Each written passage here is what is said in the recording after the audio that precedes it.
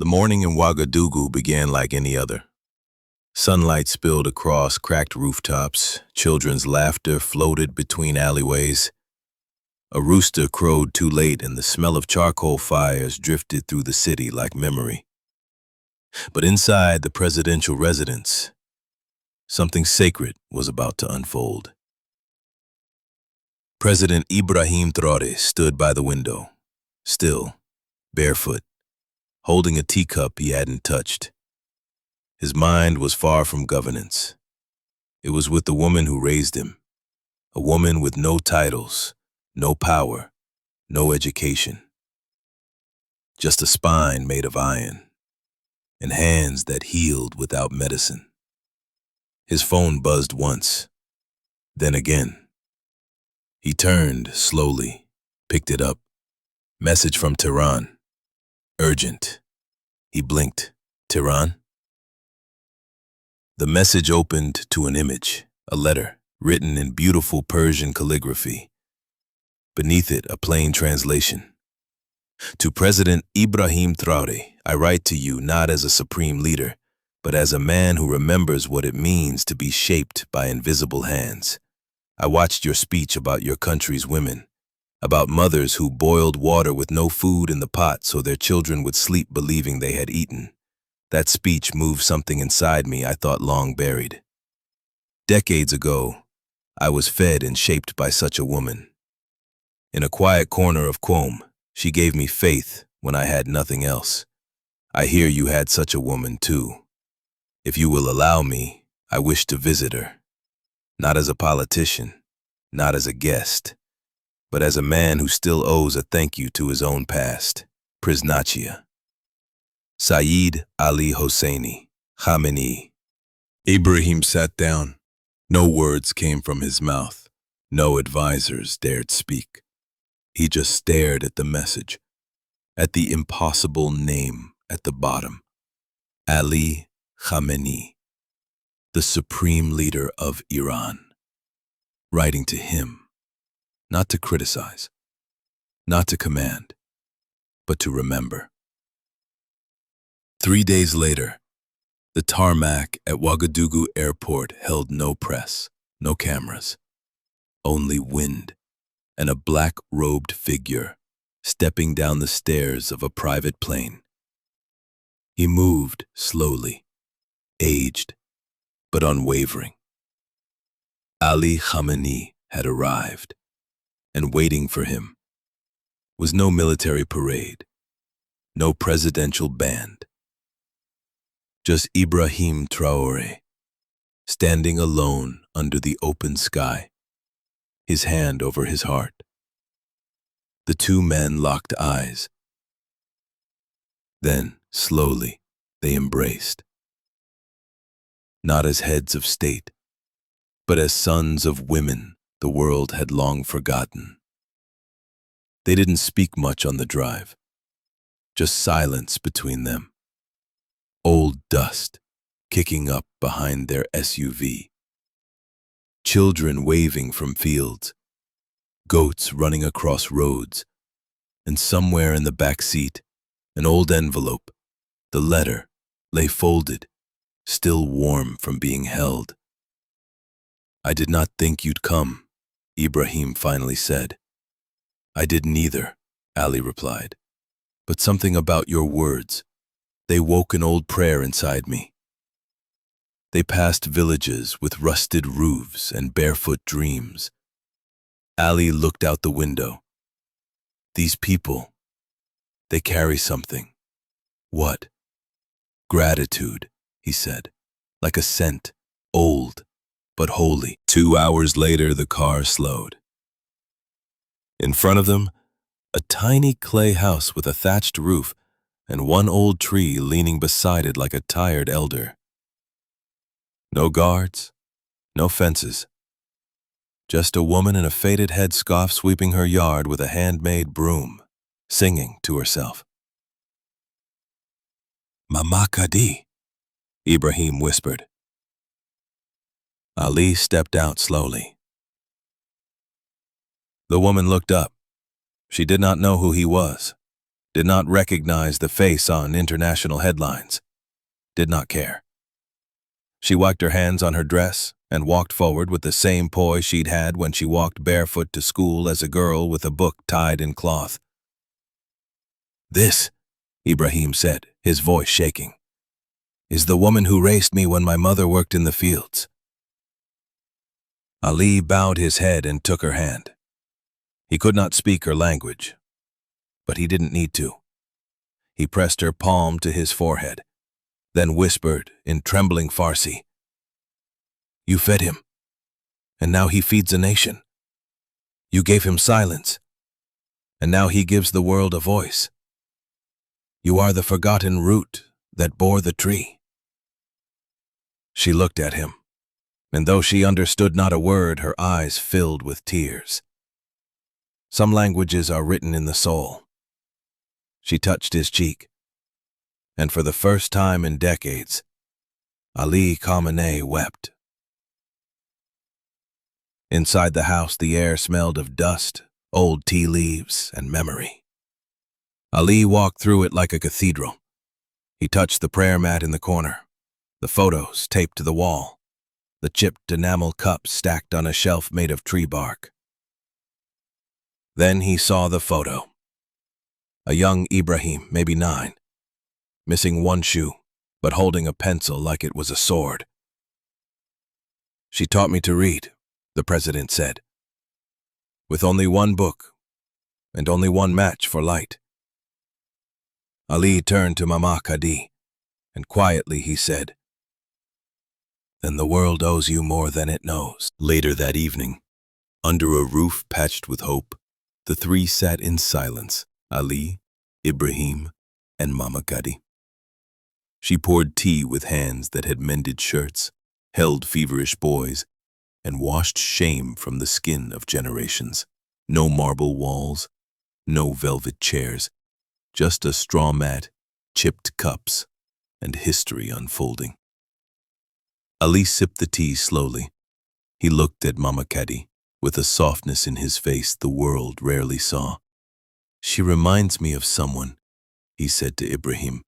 "Your mother?" Ibrahim asked. Ali nodded.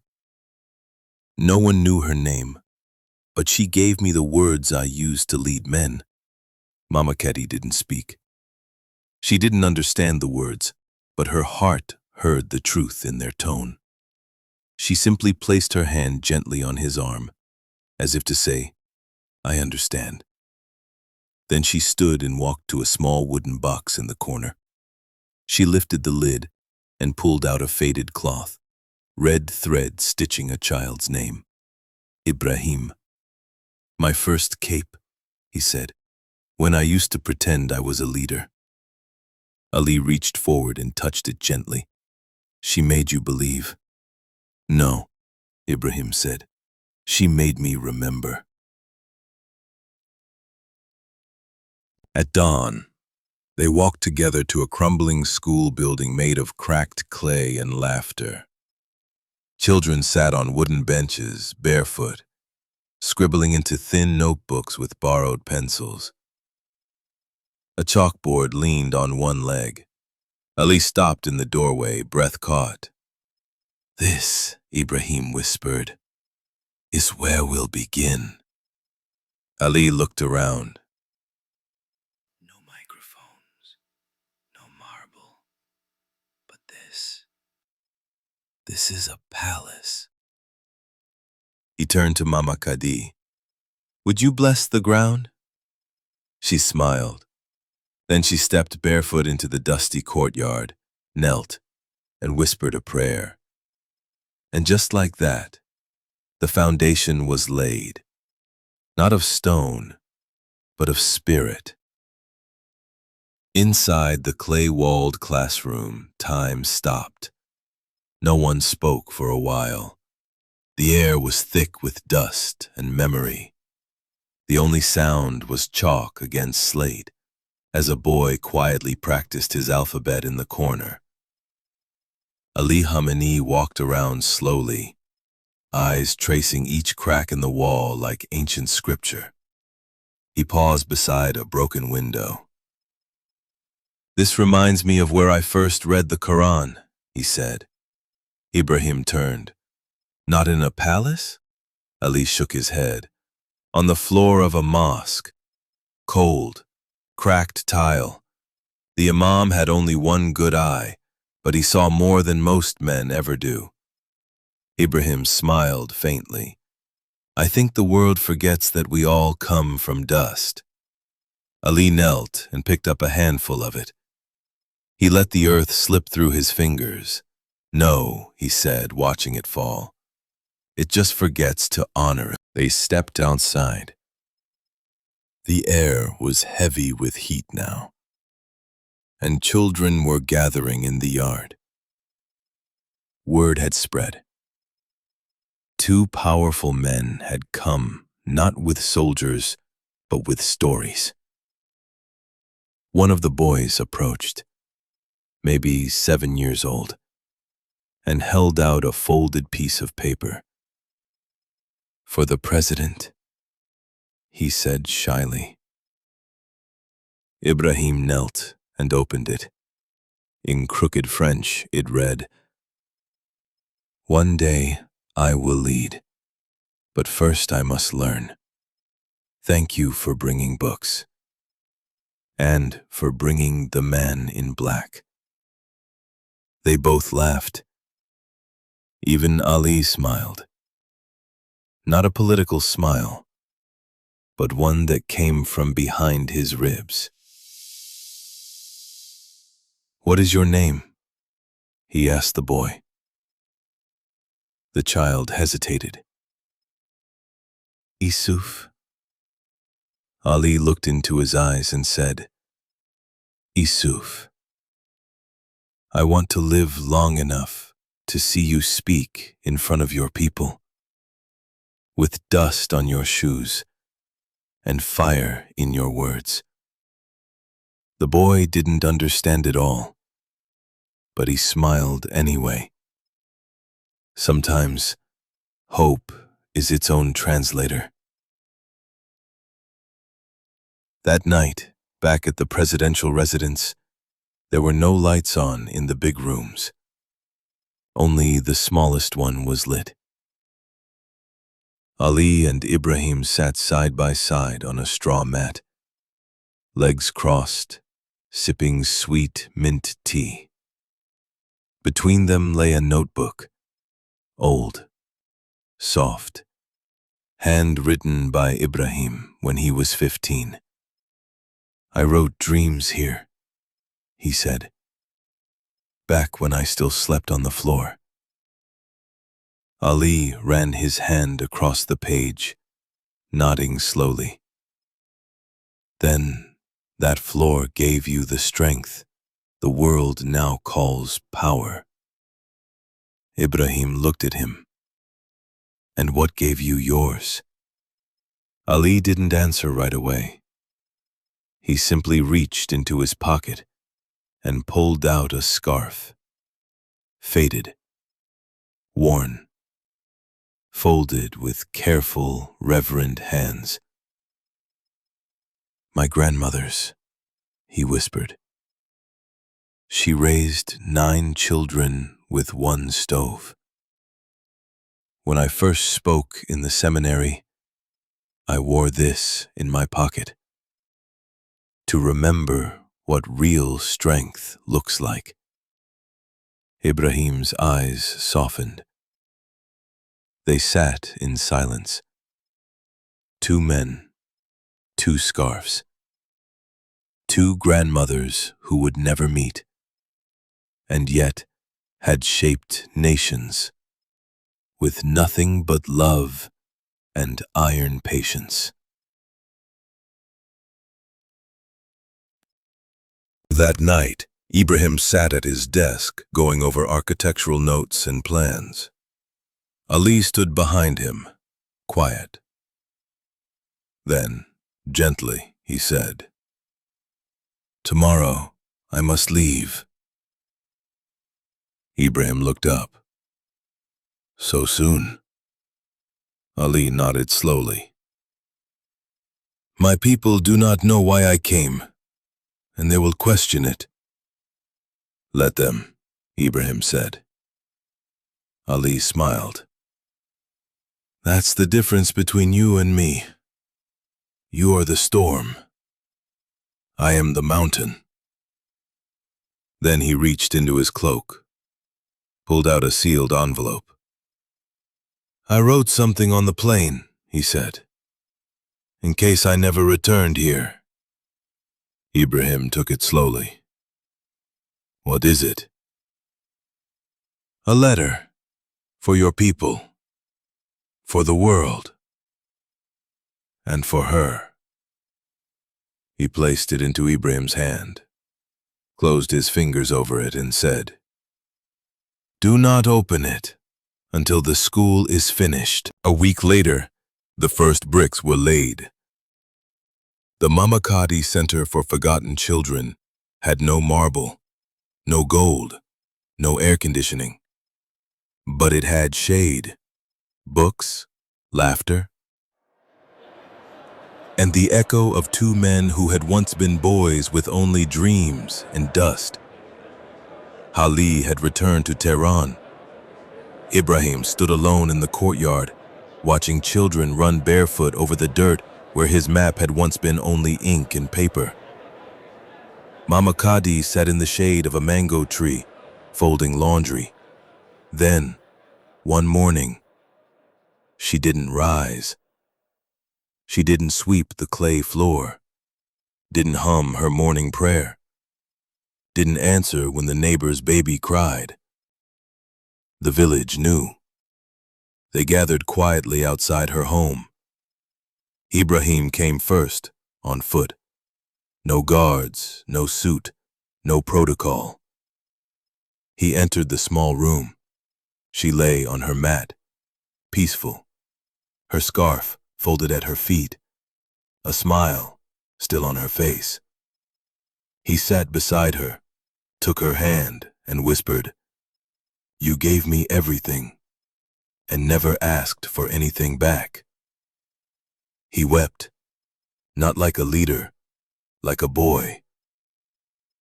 The funeral was silent. Women wore white. Children carried flowers. No politicians were invited.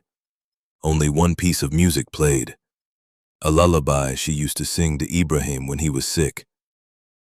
At the end, Ibrahim stepped forward, held the scarf she left behind, and then, for the first time, he opened the envelope Ali had given him.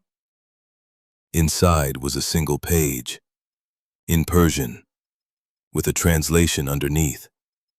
It read, To the child who became a lion, if you are reading this, then the woman who fed your strength has returned to the soil she came from.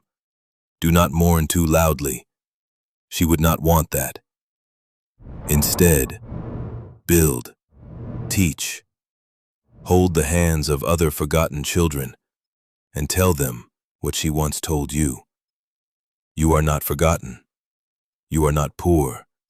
You are not alone. You are the beginning of something bigger than anyone can see. Signed, a man from across the mountains, who finally found peace in her eyes. Ali Khamenei. Ibrahim folded the letter, tucked it into the pocket of his chest, and said nothing. Some moments are too sacred for sound. News of Mama Kadi's passing spread slowly at first, but by nightfall, it had crossed borders. Not because governments announced it, but because a child in a classroom whispered her name during roll call and refused to erase it from the chalkboard. In Iran, a candle was lit at a mosque with no cameras. At a seminary in Qom, a group of students gathered around a handwritten note posted on the wall. She never ruled. She never preached. But she changed the hearts of two men who changed the course of nations. The note was signed simply, AK. In Burkina Faso, Ibrahim stood before the nearly completed Mama Kadi Center. The first class had already begun. 30 girls, barefoot and radiant, reading books under trees, their voices lifting the dust like hymns. He stepped forward with a scarf in his hand, her scarf. He placed it inside the school's cornerstone, wrapped around a copy of the letter from Ali. "This building is not just stone," he said to the children. "It is the sound of her sweeping in the morning. It is the breath of her prayers when we had no bread. It is her laugh, soft, but strong enough to shake history." That same week, without announcement or translation, Ali Khamenei released a final public address. He stood in a garden, birds chirping, no podium, just sky. And he said, with quiet tears, "We wait for great leaders and forget the ones who raised them. I once believed that influence was a speech, a stage, a signature. But I have now seen that the greatest revolutions happen at the hands of a woman who says nothing, who asks for nothing, and gives everything." Then he paused. "This week, I lost a sister I never met. Her name will not be written in policy, but it will be written in me." And with that, he turned and walked away from the camera. No ending, no anthem, just truth. A statue stood quietly in the village. Not marble, not bronze, just clay and stone. It showed a woman holding a broom in one hand and a book in the other. No crown, no title. The plaque below read, "Mama Kadi, the first teacher of the lasting nation." Visitors came from all over Africa. Some brought letters. Some brought soil from their mothers' graves. Some simply knelt and wept. In Hollywood, an actor named Denzel Washington posted a single photo. A scarf, folded on a wooden table, with the caption, "I never met her, but she raised me too." In silence, the world began to remember the people we forget. And in Tehran, as the sun set over the ancient rooftops, Ali Khamenei sat alone in prayer. The only item on the floor beside him, a faded drawing of a school, and a photo of a smiling woman he never met. He closed his eyes and whispered, "Thank you, Mother of Strength. You reminded me of who I was, of who I must still become."